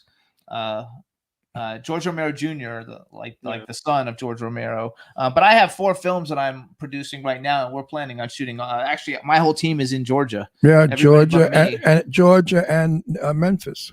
Yes, Now, where are you guys right now? we're in Palm Springs, California. Ah, all right. The land of sun and fun, if you're gay. We're married, by the way, in case you didn't figure that In case one you know, out. this is fairyland. Yes. Every queen's dream. So originally I was made aware of you, and then I didn't realize, because like first of all I want to know. Okay, so tell you guys his Instagram is Art by Palco. How do you get like? Do you edit all those video clips of all your movies? Where you like? How do you actually get those clips? Do you like take them out of the movie and just download it and chop them up, or how do you actually get those clips? Honestly, I can't remember, because I'm trying to find some other stuff I've done the past couple of years. And I think years ago I had a few friends that just knew how to just literally rip everything and send it to me. But now it's so difficult to find all that stuff. At one point it was on YouTube and you could just download it. But since then, it's saved in my what's called Actors Access account. Most actors go Yes. find work, so I have all those videos saved in there from years ago, and I can go in whenever I want and re-download them. And I've had to numerous times, but Do you ever get work off Actors Access? I got Ruthless. Tyler Perry's Ruthless off Actors Access. Wow, I don't know. You're the second person, because we had somebody on. Oh, we had Susan Gallagher on last week. I don't know if you And know. She's from Cobra Kai, Right. And she and did. she lives in Georgia. She lives there too, and does a lot of Now, film a work there. question. When you're in a film and they come in for a close up and they show your nose hairs, are you happy with that shot? Hell yeah! You are? I trimmed them the night before, so No. It was supposed to be a serious question, but I'm happy you guys made it a joke, because most of the people that we know in the business really hate that shot, that they're coming in and showing blackheads and pimples and bad skin and wrinkles. What is with the camera people? What is going on today with film, where they feel the gross, if you could look gross, you look good. You know, it's quarantine, so we've taken it down a notch in Hollywood, I guess. But so to go into a close-up, what are they looking for? The virus? more people can, relate to, I guess. Actually, he doesn't have to worry about it because, see, like most of the people that you make comments on when they do that are older people. Not necessarily. I watched a movie the other night, or the young guy, and there's nose hairs, which that's why I brought it up. And I thought, oh my God, I would never want nose hairs showing in a shot. How close can you get? That's ridiculous. Years ago, we did a long shot. You saw the room and the actors walked back and forth. Now the camera walks back and forth. The actors don't. So I questioned that, and they said because of budget. Years ago, we could afford big sets. Today, we can't, so we come in very close. So the minutes go by of the movie without using a set. We use nose hairs. And I said, okay. Hang on. We have to go. I have two things I need you to do. First of all, I need you to say hi to Teresa Sabin. She's in Florida. Hi, Teresa. And B. Claudia, she's in Germany. They're both talking about how fabulous your artwork is in the chat room, and there's a ton of people in the chat room. Oh, Where's his? I didn't see his artwork. Where's his artwork? We don't. Probably behind him. How did they know you have artwork? Because his Instagram. Because everybody, they look up every guest coming on, and his Instagram. Nosy bitches, aren't his they? his Instagram is Art by Palco, and when you go to Instagram, because my Instagram, like a few months back, got hacked. So it used to be Jeremy Palco, and then I just picked Art by Palco because I started painting. So and it's been a process trying to get, Now you're Italian, right? What's that? You're Italian. I am not Italian. No, Your name is Italian. My father's side comes from way back when, Poland and Ireland. So, but you have an Italian last name. It's actually Palkowitz is my real name. Oh, okay. So you got rid of the Witz, Palco. Okay. So hold on, people in the chat room. No, because and I had to pick a Hollywood name, and so Palco. I thought you were Italian because most Italian men are handsome and they paint. Maybe I am. I don't know. I got some, Of course, you're somewhere there's Italian, of course. So hang on, because people in the chat room who aren't familiar with who you are, I'm going to do some bragging real quick, and then we're going to talk about some of these things. So you guys have seen Jeremy in Ruthless. That's the Tyler Perry show. He's in a bunch of episodes. He was in Pitch Perfect 3, Never Back Down, and Never Back Down 2, which that's Never Back Down. The first one is one of my favorite action fight movies. It's so awesome. My very first movie, yeah. Oh my God, you did so good in that because you're the one who got Sean Ferris all pissed off. He was in a bunch of episodes of The Walking Dead. You guys, he played Andy. He was in the TV show. He's got guest appearances in Bloodline, Sleepy Hollow, The Middle, Burn Notice, Vampire Diaries, Are We There Yet? MacGyver, Ruthless, The Passage. He was a soapy for a couple of episodes on Guiding Light, and he's got a bunch of other stuff too. But originally, I had recognized you when we started following each other on Twitter for The Walking Dead. So we should talk about that because everybody's all our. Wait a minute, wasn't Deirdre in that movie, The Hollow? No, she was in. My daughter was on your film, I think. No, different. No, he's in Sleepy Hollow. And what was my daughter was in a Hollow. The Hollow. Oh, The Hollow. Okay. So tell us a little bit about Walking Dead. I mean, when you were in it, what season were you in? My character came in around season 6, towards the end. It was the introduction to the Hilltop community. Jesus was a prominent figure in that community, so I got to come on with his character, and then we kind of we took on the new guys. We got into a fight with them, and then we wound up being friends with them. And then through season 7 and through middle of season 8, Andy met his demise during one of the major wars where Negan and his the Saviors came in. So yeah, we're really good friends, or I'm really good friends with nothing to anyone unless you've seen The Walking Dead. So but our chat room, they've all seen The Walking Dead, and we're really good friends with Xander Berkeley. He's a really good friend of mine. I talk to him all the time, and so how did you get that? First of all, what was that like being? Because at that time, I don't know if The Walking Dead is still as popular. It probably actually is, but like when you were in it, it was like the most popular show on television. I remember it being pretty fanatical at the time because I was actually at a soccer game, the Orlando City game, and they were playing Atlanta, and they dropped like one of those kabuki drops with a big banner, and it was of Negan, like hitting one of the soccer players over the head, and I thought, wow, that's pretty cool. I mean, that's but getting that auditions, I should say, was quite a long length of time. I had read for season 1, season probably 3, 4, 5, whatever, and over a course of time, I guess they finally just ran out of actors, and so they're like, Well, Any way you can get it. They wanted me to star in that series. They wanted me as a star zombie. But then the producers said it would be such a sin to cover Ron's magnificent face with ugly makeup, so I didn't get the part. I wouldn't want to do that makeup either, so I understand. I think though that because I think there's certain series in the last 10 or 15 years that are so iconic that if you have it on your resume, it's such a resume builder. And this one for you is definitely a huge resume builder. Maybe if you were in Sons of Anarchy, or what's the one where the guy That's created Sons of Anarchy. So. Oh yeah, that's a great one. And what's the other one that got all the awards? Where Bryan Cranston. Oh, Breaking Bad. Yeah. Breaking Bad. I mean, those are the 3 biggest probably TV shows of the last 10 or 15 years. And so to have a part, more than a cameo, I think is super cool. And so, how was it working on the set there? Was it a cool set to be on? Oh, the best set I've ever had the pleasure of working on. And I remember when I got cast, I hadn't really seen the show. I'd seen the first couple episodes, but when I got cast, they're already well into season 5. So I had sat down for an entire, I think it was 4 days, and I watched the entire 5 seasons. So when I got to set, it was really just like a slap in the face of reality. I mean, all these characters I've been watching for the last week, I was now standing in front of. So, and I got really lucky in the fact that as an actor, all my scenes were with the stars of the show. The stars, yep. My first day, I was toe to toe with Andrew Lincoln, and I remember I completely just fucked up my first line, and I kind of got nervous, but the set is so kind of light-hearted, for as serious as it is, it wasn't hard to kind of just regroup. And once that first kind of take was done, it really became just fun. I love that. Shooting in the backyard with friends. I mean, no cell phone, nothing worked anyways. We were so far out in the middle of nowhere. But when you act, do you ever forget that you're acting? I mean, I would hope that's the point, but sometimes it's really hard. Because I do.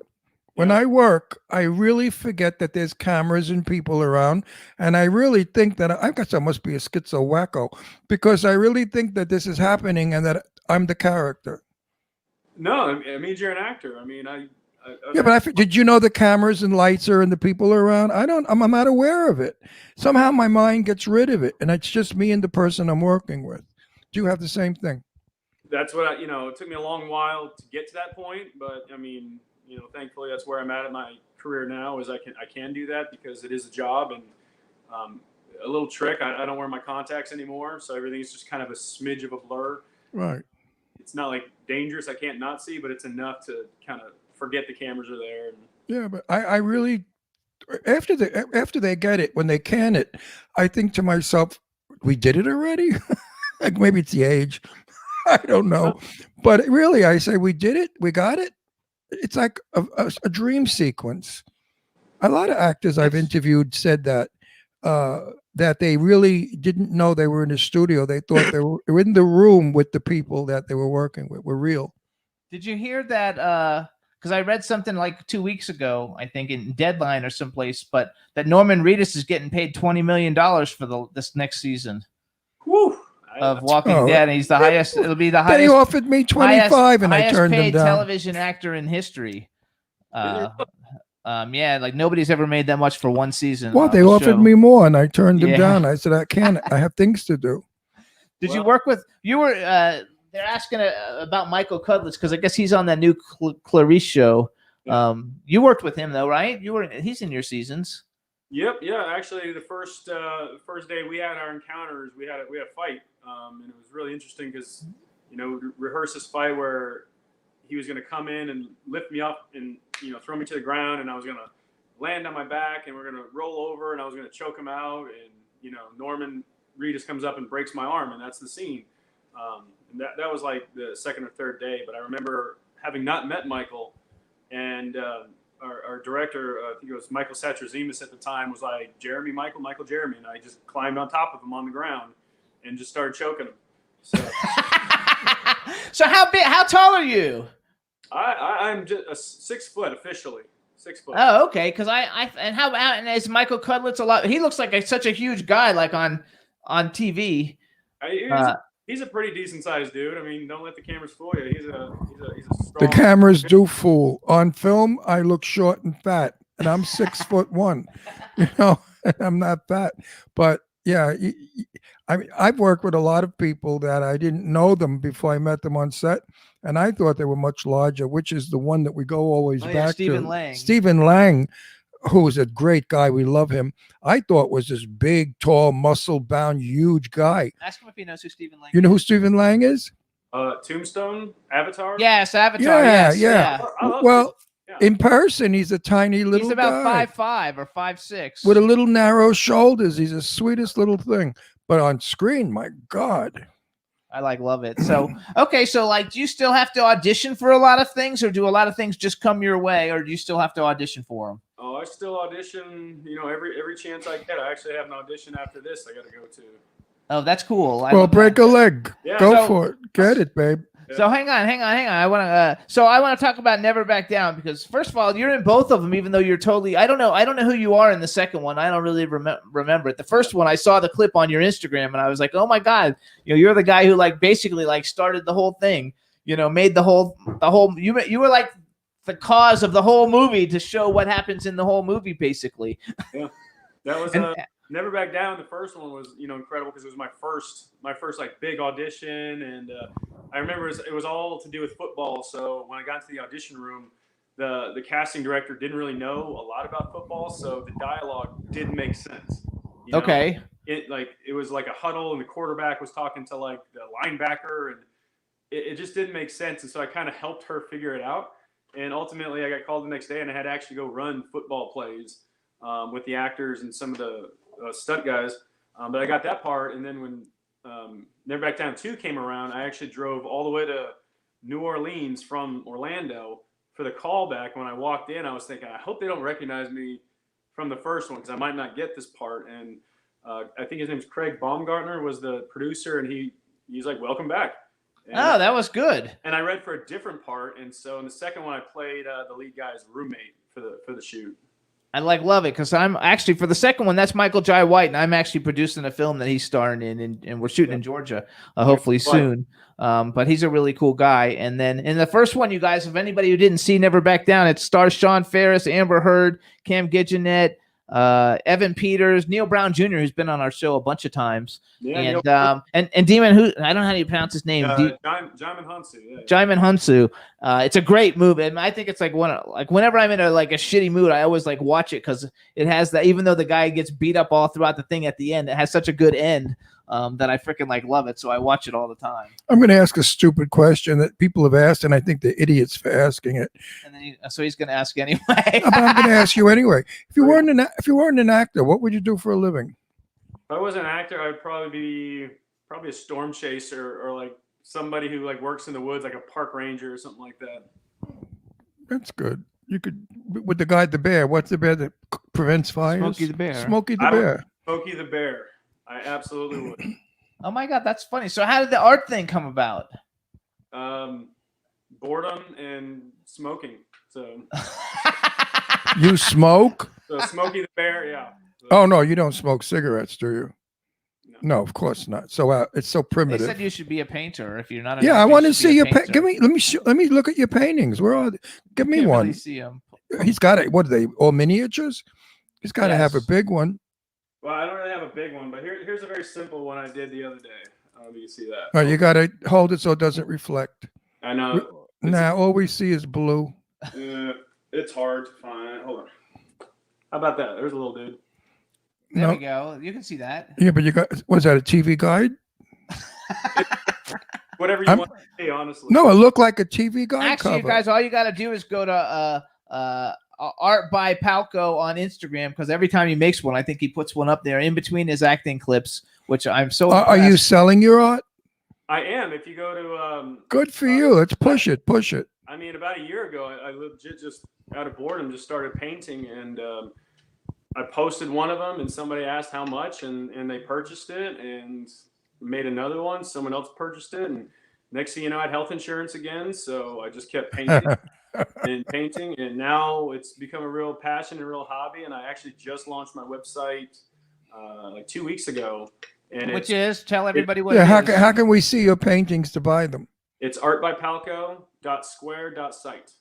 There you go. That's an easy Did one. you know that? Did you know that Xander Berkeley's an artist too? I did, and I've actually I did two events with him in the past 2 years called the Camp. It's a kind of a mini Comic-Con they do in Sonoy, Georgia, where they shoot The Walking Dead. I'll actually be going again in the end of May, but Xander was there the last 2 years, and I looked at his work, and it's I have to admit, last year I didn't even know what an easel was, so now. So it's kind of. The idea of art was very silly to me about a year ago, and now it has consumed my life. That and my new puppy. So, What kind of puppy? What kind of puppy? oh, I got a little beagle, a little 7-month-old beagle. And in your guys' interview notes that you sent me, it was like lock up your pets, which is something I never had to worry about. But a 7-month-old beagle Who said lock up your pets? would have been chaos. Who said that? Lock up your pet. I don't know. It was in the notes. Not me. My dog. We have a 7-pound baby. We He's have on my 3 lap. dogs. We See, have look, 3 rescues. look at my little baby. He Well, sleeps. Go get him. He's- He's upstairs. Look, he Whining. sleeps on me. This is Astro. He's a poodle terrier. He's 7 pounds, and he's my best buddy. And then we have a 35-pound English bulldog. No, English we have a Brazilian Fila. Mastiff. That's 130 Mastiff. pounds. We have a lot of dogs. And then we have another one. What's the Brandy Girl is a bearded sheepdog terrier mix. a bearded sheepdog Terrier mix. terrier mix. All rescues. Did you? Well, the Joe rest- is my did you- big. He's 7 months, and he started out 3 pounds, and now he's probably closer to 17 or 18. So Yeah, I had a beagle, and I called her Cleo Cleo. because she looked like Cleopatra with her ears. And when you she guys was can little. see us if you They're follow his sweet Instagram. beagles. They're very, very, Yeah. Jones is very, very loving. They will. You have a she or a he? Yours is a boy or a girl? He. Hey, Very loving dogs. He'll be up your ass and annoying you all the time. They do that. Yeah, he's pretty much there. So I think that's adorable though, and that's a lot Yeah, of fun. like mine. All My- right, so let's do bucket list. Okay, so you've done all these cool things. You've been on all these cool TV shows. You've been in some cool movies. How long have you actually been acting? I'd say professionally, I got my I joined the Screen Actors Guild back in 2008. But I'd say just a shade before that is when I really thought I could start pursuing this when I moved to Orlando. I was actually working at the theme parks, Universal Studios, for a very long time doing shows. And that's when I got an agent and I started, seeking out, professional work. And I got lucky with a few auditions. And so, one thing after the next kind of led me to Georgia where, industry's booming and it's a good place to be. Yeah, it's a very good place to be. So if you had a bucket list, male and female actor and actress who if you were able to pick anybody to be a co-star, who would you like to work with that you haven't had a chance to work with yet? There is, and the list is just phenomenal. Okay, give us some of them. Give us some of them. Like, I'll just start. My favorite actress is Jessica Chastain. Oh yeah, fabulous. Work with her. I love Kathy Bates. Would be awesome. She was here shooting the Clint Eastwood movie, the Richard Jewell. Yes. I was up for a part and I didn't get it, but then I found out Kathy Bates was in the movie and I was a little let down.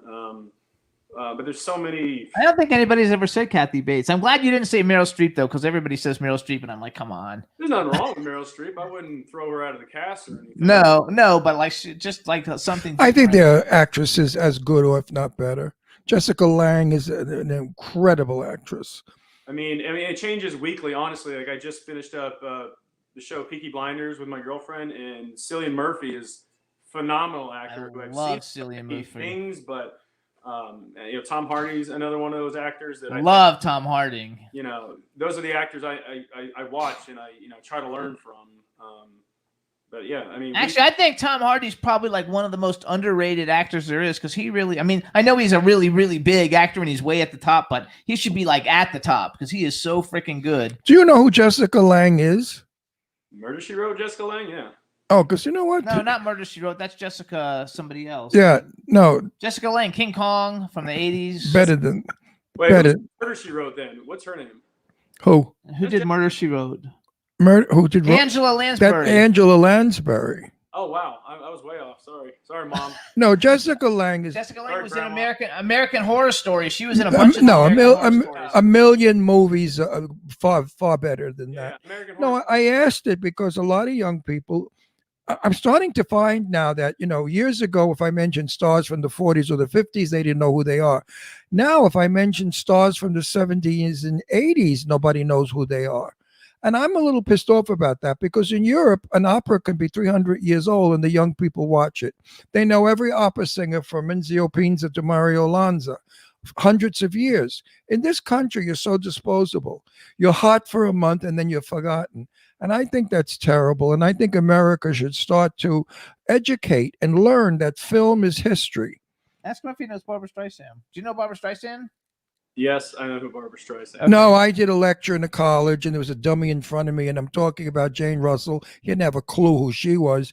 And I said, don't know who Jane Russell is? He said, no. I said, you know who Barbara Streisand is? He said, I've heard of her.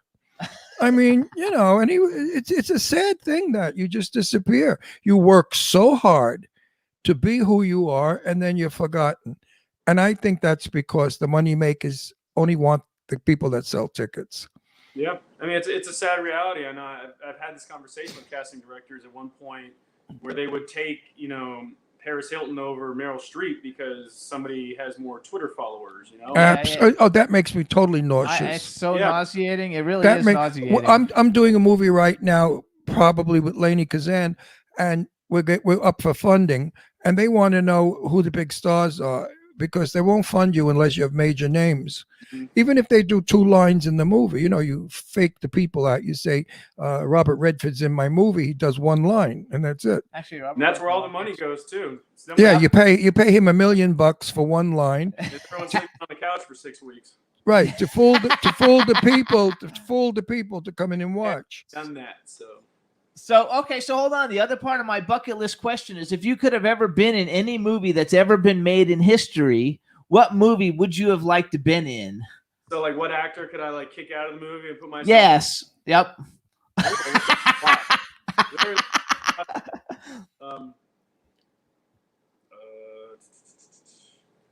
Jason Bourne. I would take the Bourne trilogies. Oh, that's a good one. Oh, they're good. I that like means you them. kick out Matt Damon, which actually. I love those movies, and he was great in them. Let's just start there. So that's but you're better looking than he is. So do you see yourself as eventually moving into? Because I mean, you've done a lot of movies where you're doing action. So would you like to be like an action star? I when I actually did Never Back Down, I was working at a stunt show called Fear Factor Live at Universal Studios, and all the guys I worked with were stunt guys. And I remember telling them that I wanted to be an actor, and that. When I actually did Never Back Down, I did my own stunts, and I didn't know what entailed, being a stunt guy, but I got literally hammered for 3 nights. I would go back to work at the stunt show, and I would show my arms, and they were black and blue, and all the stunt guys would be like, all right, you did a good job. So I found out really quickly that stunt guys and stunt women are just the most insane, crazy people in the world, and they deserve nothing but respect. We know a lot of them. But many of them. The claim to want to do both is fine, but you are taking food off someone's table. So if somebody wants to be my stunt person, by all means. But it is fun to kind of run and gun, and like on The Walking Dead, we got to go to weapons training and stuff, and that was all Like Ron's favorite action guy is Jason Statham. Like he loves Jason He's Statham. fabulous. I love the way he beats the shit out of 12 people at the same time. I think that is so incredible. I would if I were young, I would love to be in a movie doing that, beating all those people up. But Jason is a terrific whatever he is that he does it well. Jason's actually though. I think that the Bourne movies are really good. Yeah, I like those movies. They were good movies, so that was a good pick, and nobody's ever said that. Usually, I don't think at least nobody's really ever said that. So, what are some of your favorite movies? Like, what kind of movies? If you were sitting around with your girlfriend, what kind of movies do you guys like to watch? Funny enough, during quarantine last year, my roommate and I, who moved out, we had this debate on the best movies of all time because we watched something on YouTube, and so we spent a good 2 weeks making a list from our personal favorite top 100 movies. And it was a debate that lasted a very long time. And so I actually have physical documentation of my top 100 movies, and I believe my top five are Jaws. That's a good one. Just because it's like the first movie, my first swear word. Great movie. Smile, you Great. son of a bitch, and my mom made me watch it when I was 5, and I'm still, can't Five. go. You were 5 with Like, yours. not think of that or an ocean, but all the Indiana Jones movies, and one of my dark horses is Ex Machina. Have you ever seen that? Oh, I haven't seen it, but I heard it's really good. With Domhnall Gleeson, Oscar Isaac. It's about the Ava the robot, and it's really like a mind-twisting bend of a movie. So I like those deep thinking. That's on. We just saw that. It's on Tubi or someplace for free, so we should watch. But that. why don't you tell the real truth? Come on, spill it. What? That your favorite movies you watch are the movies I'm in. Did you ever see any of my films? They're classics. I'm sure. I was up for the Oscar in every film I was in. So was my film. My film was Clown Fear, which was a winner. Clown Fear? Oh yeah, that was. But the better one that was really terrific was that other dog? Croker. Croker. Why it didn't get an Academy Award, I'll never know. And then, of course, I'm in really good movies now. I'm in. There's Clown Motel 2 coming out this summer. Right? And I'm in. I don't know what the hell I'm in. I don't know. I don't even remember the names. Have you been in any horror movies? Wait, have you ever been in a movie that you really don't want to talk about? There's a few on IMDb for that one, but yeah, I've done my fair share of horror. I did an independent series called So Dark, in which I played. It's all on Amazon Prime for free. It's called So Dark. The first one's like a 9-minute short, and the second one we got funding was a 20-minute short, and we toured it to festivals all over the place. I play a vampire. It's a very dark, serious kind of piece, but it, at the heart of it pokes fun at Twilight. Like real vampires don't sparkle. Yes. As I rip a guy's throat out. And, Oh, that's nice. Don't you love I it? actually like Twilight though, but which let's talk about vampires then for a second, because you did an episode of Vampire Diaries, which at the time when Vampire Diaries on for younger people, that was probably the biggest show out there, and I know you were in it because I watched your clip because you put it on your Instagram. How was it working on such a popular? I mean, because that's like even like Ron's daughter, she's like, that's my favorite show, and she's 43, and she loved that What show is it? It's called The Vampire Diaries. It's on the CW. Crazy, yeah. I remember getting the part and driving up to. I was in Orlando at the time, up to Atlanta, and apparently it was the first time they'd shot this episode or this show off of their location. They had a solid location where they shot everything, and we shot at the local university. And I remember kind of sitting in my trailer for 4 hours. It sounds Hollywoody, but it's boring as fuck. I mean, yeah, I know. Very boring. He tells that to people all the time. Tell how me boring about it that. is. Tell me. I love when you shoot the shot and they can it, and then they come back 10 minutes later. They say, "Well, the sound went off, so we have to reshoot it." Well, he's on a real set, though. And then you have to wait like 7 weeks for them to set up again to shoot it over. Oh, I go crazy from that. Yeah, that's funny that you said that though, because Ron always talks about that, and so do other, because everybody thinks it's so glamorous, and I always tell anybody the only really glamorous thing is when you get to go to the red carpet premiere And get drunk. But otherwise, you go and you work do your lines for 30 minutes, but you sit around for 5 hours before that. The best part. I was on this. Let him finish. Wait. I'm sorry. Yeah, the best part is I was sitting in this trailer for 4 hours, and finally, I'm like, I'm just gonna go to set because I was so bored. I get out of my trailer, and because we had shot off location, there was across the street behind a police barricade, probably about 3,000 screaming people. Yes. I stepped out of my trailer, and everybody went nuts. And hold for it. So I look over, and I kind of give this half-ass wave, and I look behind me, and Ian Somerhalder had just gotten out of his trailer. Oh, and so you thought they were screaming for you? Well, it's scary. Like a small bit of me, just completely crushed it, what ego I had, and was I was on this set way up in Santa Clarita, and it gets cold up there. And it was pouring rain and freezing cold. And that doesn't happen in California. And unfortunately, I had to be dressed not in winter clothes. And it seemed like forever for them to set up that shot. Now we're underneath the canvas awning where the water, so it doesn't come down on us. Well, the awning broke one end. All the water, tons of water came crashing down on all of us. So there are a lot of things very that go, glamorous. there are a lot of things that go wrong on a set that you don't know about. Yeah, that the no. actors are affected by. You know, But I was lucky. Let me tell you a quick story, because I went into the trailer of 6 of the sexiest girls in the world that were in our movie. Sadie Katz and Angie Duke and a bunch of other girls, Augie Duke. And all they were talking about were the men that they made it with and how large their penises were. So I got such an education in that trailer, being a gay guy, that if a straight guy was in there, he would have fainted. These broads, I mean, these women can talk dirtier than any man. So the time passed. It wasn't bad. Which was fun. Which makes It was fun. So We you guys- have fun on the set. So you guys, Jeremy Palko, you can follow him on Twitter. It's at Yay. Jeremy Palko. Palko is Palko. So it's JEREMYPALKO. His Instagram is Art by Palko, and he has a new website, which is artbypalko. What is it? square.site. Square.site. It has And, all my work on it, so I'm still working on it. So If they forget that, do you have that on your Instagram, like in your Yeah, description? It's actually on my Instagram bio on the bottom. It's on my Twitter bio at the bottom. So, yeah. I love it. So And you I- guys check him out in all his cool films. Actually, too, if you want to see cool clips, follow his Instagram, because that's how I found out that he was in Never Back Down, which like totally like got me going. Watch if you haven't seen Walking Dead, watch The Walking Dead. And you've got, I'm sure you're going to have tons of stuff. I know you have an interview now, an audition now, and I hope you kill it. And if you get it, let us know so we can tell everybody. Absolutely. Oh, that's- Terrific. that's in.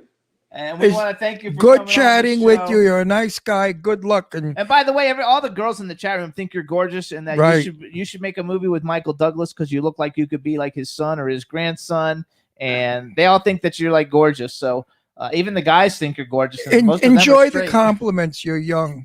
Yeah. I appreciate it. I really do. Thank you so much, En- guys. enjoy, Good luck. enjoy Georgia. Good talking to you. Bye bye. See you guys. Take care now. Bye. Yay, everybody! So we got 4 minutes more. Let's talk with the chat room a little bit. Tina, 4 joined us. minutes. Tina Woo. joined us in the chat room. Hey, Tina Davidson. Hey, Tina. Um, Tina, Bopina, your Bopina, dog, my Bina, corgi is Tina. 3 of him. Oh, Don Hinton has a corgi. B. Claudia said, awesome guests. Teresa Saban says, great show today. Bye, Jeremy. Teresa, too, by the way, like, thank you so much for all the wonderful things you do. Everybody in the chat room does so much to help us, and we really appreciate all of it. But Teresa and B. Claudia, sometimes you guys go so above and beyond, and we really do appreciate it. And thank you for the messages you guys sent me on Facebook. And my messages. Thank you so much. They mean a lot to me. Absolutely. And All my good wishes of a successful surgery and all that baloney. And we're not going to be live next week, you guys. We're going to play a repeat because Ron's not going to be available next week, and we'll come back the week after that. And but you'll see a lot of cool pictures and everything that'll go up on our social media, because we are going to a big red carpet event this weekend, and hopefully going to get to meet a lot of cool people and just have a good time. We're going to be there with Brian Sebastian and Eileen Shapiro, and Soho Johnny's flying in for it. And a lot of celebrities and interesting people. And I'm going to interview on the red carpet and also do some photographing of the magnificent home of Sue Wong. Oh, and again, I want to thank Angela Joseph, because I needed some volunteer help to help at this event, and she hooked me up with a whole bunch of people. So, Angela, thank you so much. Love you. You're fabulous. And we got 3 more minutes. So what do you want to say to everybody? You got anything cool? No, but I could sing naked. Okay. Nah, that's not a pretty sight. About 70, I think it is. 60 years ago, it was a pretty sight. Now it's not. But anyway, yeah, I feel good, just that I have a problem and we have to take care of it. And that's it. Then I'll be strong and healthy and full of energy again. Lynn know, Shore what- sent me a text message. Who? Lynn Shore. What did she say? You know who Lynn Shore is? It's Yeah. not a she, it's a he. Huh? Lynn Shore's a he. My Lynn from Long Beach. From 50, yes. Yeah, Long Beach Lynn. He has a picture of himself kissing you. It says, give my love to Ron. Tell him it was really nice knowing him. Oh, fuck him. That's Lynn Shaw. Lynn Shaw, by the way, is the creator of that wonderful Happy 50-ish, which was a delightful play, a musical that we saw in New York.